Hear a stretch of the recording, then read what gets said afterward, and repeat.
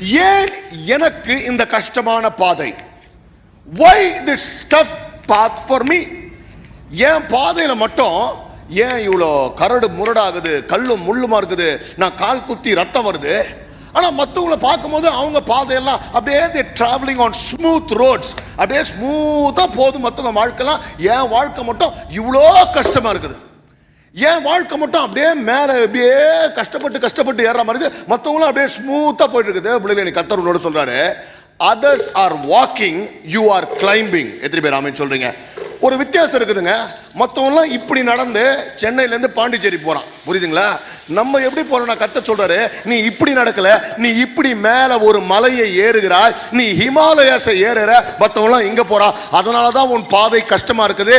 நீ ஏறி முடிப்பதற்குள்ள your legs and your hands will become strong. முக்கியமா உன்னை குறித்த சாட்சி மாறி இருக்கும். எத்தனை பேர் ஆமென் சொல்றீங்க?